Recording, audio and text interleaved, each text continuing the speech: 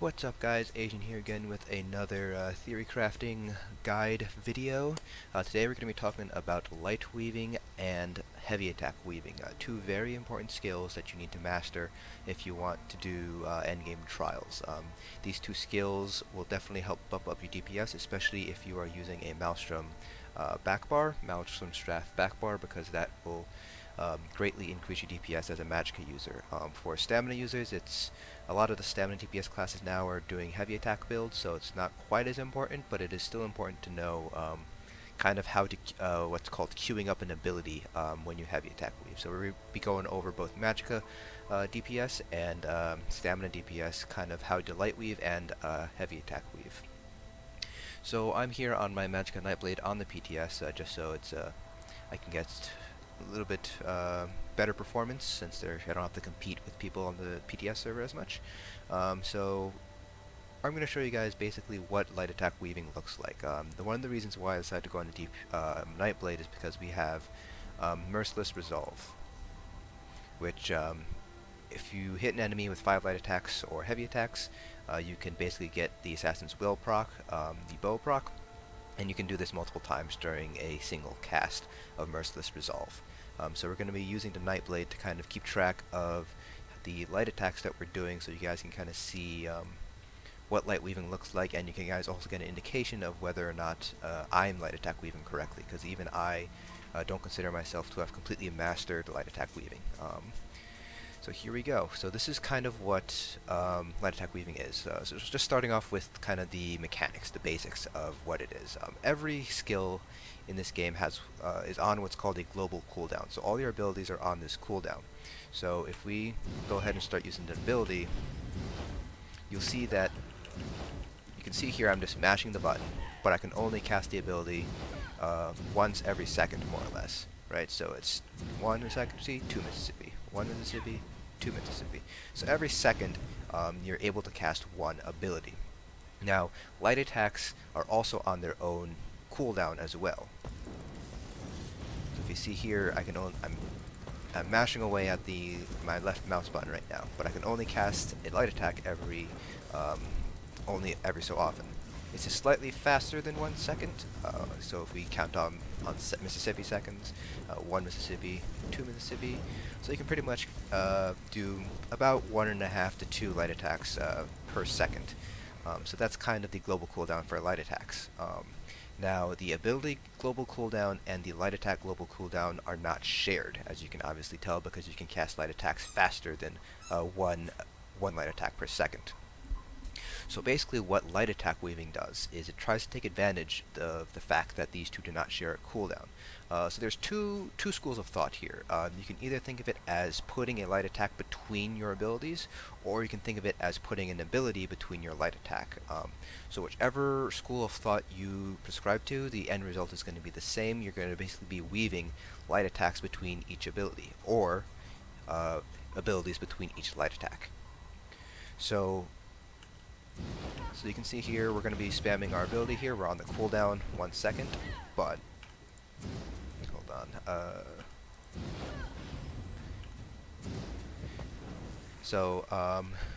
Unfortunately, Funnel Health is one of those wonkier abilities to demonstrate on. It's not quite as easy to do a ability into light attack with Swallow Soul, but it'll be easier to see it with Crushing Shock.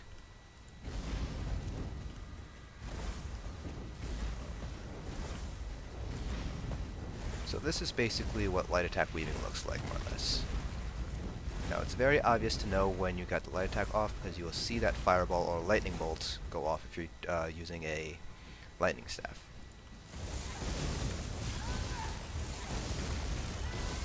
So this basically lets you do more damage in a single cooldown, a single global cooldown second. So it basically lets you use a light attack between each ability, so you're basically using 2 damaging moves, so to speak, within a single ability global cooldown, if that makes any sense. I know this is kind of where people kind of get lost in the light attack weaving kind of tutorials, so I'm going to try my best to kind of break it down for you as best I can. So basically, what it looks like, you already saw what it looks like. I missed one there. This one there. So you can see I'm still not quite good at this. So that's what it looks like. So basically, what it is the best way to think about it is you start your light attack, and then you immediately use an ability right after it.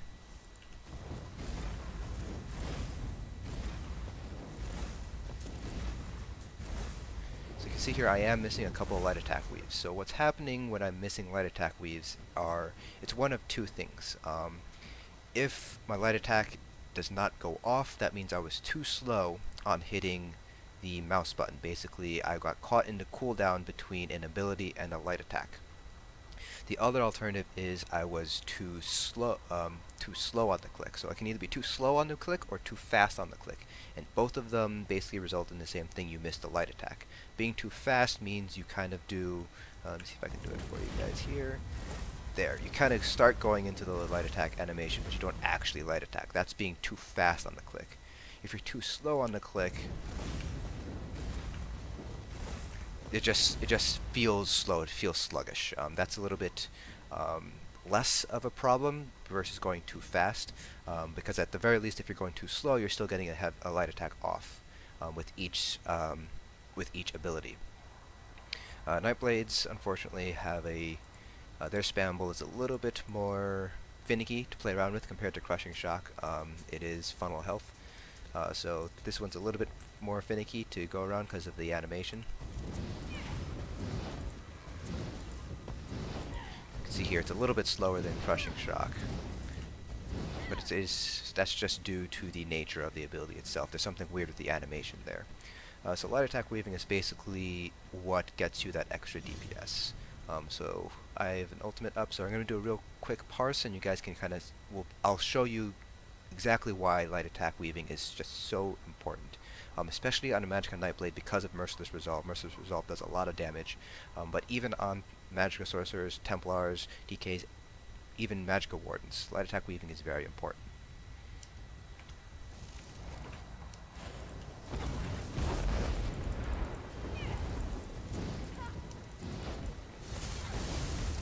Helpify, actually.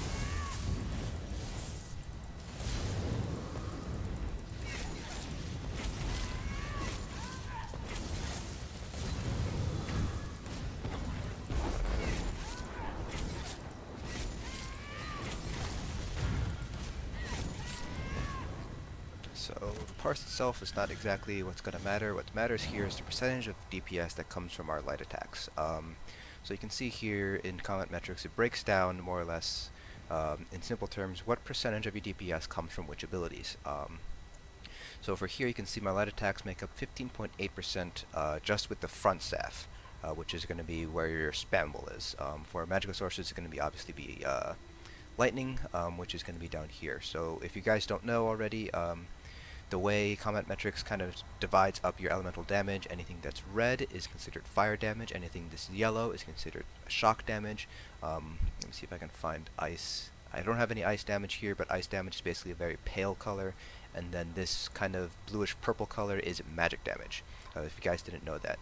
So if we combine our light attack percentages, we have 5.2 and 15.8. That is a total of 21% of our DPS. So that's what light weaving is basically does for you. It increases your DPS by providing a second source of DPS. Now if you do it very well, the example I did with that parse wasn't exactly the greatest, but it also wasn't bad either. But I still got 21% of my DPS came from my light attacks. So that's kind of what the top end raiders are able to do. I know people who've managed to get 22, 23% of the DPS comes just from their light attacks, and this is very important on a Magicka DPS, like I said, because you have the Maelstrom Staff, which boosts your damage you do with your light and heavy attacks. So that's kind of what light attack weaving is. That's why it's so important, and it's not really something that you can pick up in a day. It's something that you're going to have to really, really practice. So you just basically, the way I like to teach people how to practice is you basically, this is more for Magicka DPS, less so for Stamina DPS, because you're doing a heavy attack weaving in as a Stam DPS more likely. So use your spammable. I like to use Force Pulse for Crushing Shock. Basically what you do is you just practice with that one skill until you can get 10 light weaves down, no problem. Then you move up to 20 light weaves, then you move up to 25, 30, all the way up to 50 light weaves. Probably 50 is kind of too optimistic, at least in one parse, so you can break it up in little chunks. So if you can do 20 light weaves, 20 light weaves, 10 light weaves without missing a single one with your main spammable, that's when you know you've basically have more or less mastered light weaving. And then you can start introducing other skills too. So you start with introducing, for example, Twisting Path. Because each skill has its kind of own animations there. For example, you saw with Funnel Health, there was a little bit of wonkiness there because of the animation. So that's kind of what you want to do if you want to practice your light weaving. You just kind of want to take a skill, Liquid Lightning even, or Force Pulse is my go-to, and just practice weaving a light attack between each ability. Until you get it down, until you get 10, 20, 25 light weaves in a row without missing a single one. That's kind of what you want to shoot for. If you can hit 20 light weaves in a row, then you're in pretty good shape and you can move on to adding more abilities. And you can just keep on adding more abilities one by one until you get your entire rotation down in one go and not miss a single weave between each ability. That's kind of how I practiced my light weaving, and while it's not the best, I don't consider myself to be very, very good at light weaving. It certainly has helped me push my DPS by quite a good margin. Mastering light weaving can definitely push up your DPS by a good 4 to 5k depending on where you started at. And now we're going to go over heavy attack weaving, and we're going to do something with the just going to show you guys a little trick that not a lot of people are actually aware of, that can really help out your heavy attack weaving. So we're going to swap over here to my Stam DK, and I'll show you guys what's called queuing an ability. Basically what happens is, in the animation of your heavy attack, you can start queuing an ability that you will use when your heavy attack finishes.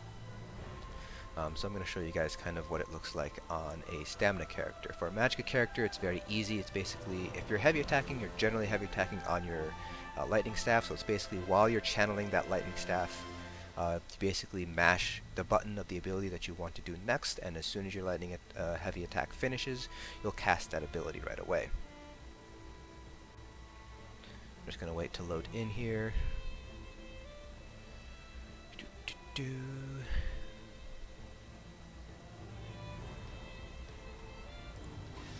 Okay, so now we've loaded in.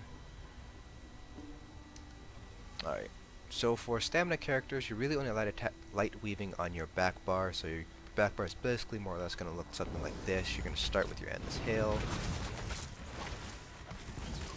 and then you're going to swap over to your front bar. Pretty easy. Most stamina characters are only really going to have 3 to 4 light attacks. So for your Stam DK, assuming you're using the bars that I have, which is you have your molten weapons on your back bar, you're doing 1, 2, 3, 4 most for light attack weaving. For stamina characters, it's important to get your light weaves down so you get that Hawkeye bonus, which boosts the damage that your poison injection and Endless Hail will do. So that's kind of why light weaving is important to do on your back bar. But most stamina tunes, stamina DPS, with the exception of Stam Nightblades, are heavy attack weaving on the front bar. And what they do is just what it seems. You heavy attack, do an ability, heavy attack, do an ability, heavy attack, do an ability, and so on. Heavy attack weaving is actually a lot simpler to do than light attack weaving, just because you don't have to time it nearly as well due to queuing. So as we will show you, so right now I'm just using my heavy attack, right? So while my character is in the heavy attack animation, I'm going to start spamming an ability. In this case, I'm going to start spamming Noxious Breath.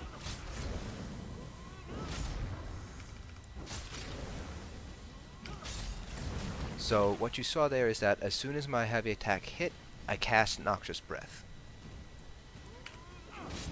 So you see there, I didn't hit Noxious Breath that time after my heavy attack went through. I actually hit it during the animation, and that was it. And it cast immediately afterwards. That's basically what queuing an ability does, and that's how you make heavy attack weaving feel a lot more fluid. So for example, on my front bar here, this is my standard rotation once I swap from my back bar.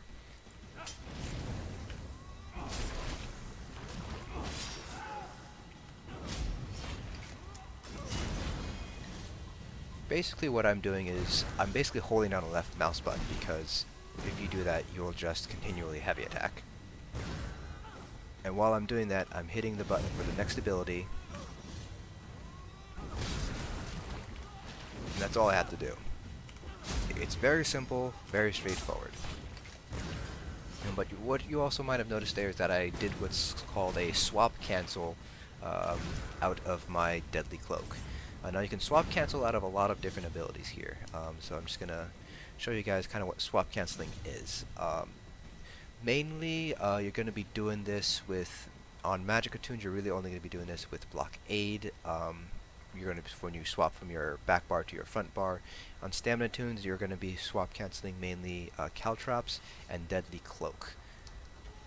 So basically what swap canceling is when you cast an ability, you can swap your bar and basically skip most of the animation. So the animation for Caltrops is that's the full animation.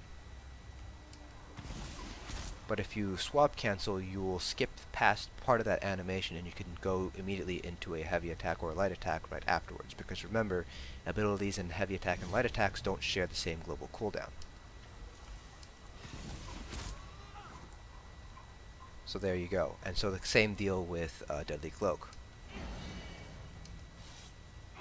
That's the full animation of Deadly Cloak, and you can animation cancel out of that by swapping bars. Now when you do this, there is going to be a slight delay, even though light attacks and abilities don't share the same global cooldown. Swapping still is considered taking an action in terms of judging that kind of grace period. So there is going to be a slight delay. It's going to be longer than 1 second. So that's kind of it for light attack weaving and heavy attack weaving. Heavy attack weaving, like I said, is a lot simpler to do. All you have to do is just heavy attack and just hit a button, and as soon as your heavy attack is done, you'll cast your ability. Light attack weaving is a lot more involved and a lot more difficult, in my opinion, to master. Basically involves weaving an ability between your light attacks, or conversely a light attack between your abilities. And so the easiest way to practice is to just light attack with one ability, just practice light weaving with one ability, and then you can start adding in other abilities until you finally get your entire rotation down. So that's kind of how I recommend you guys practice heavy attack and light attack weaving. It's definitely a skill that you're going to want to pick up and master if you intend on going deeper into endgame content. So that's it for this video. Hope you found this explanation at least somewhat helpful, and I'll see you guys in the next dungeon.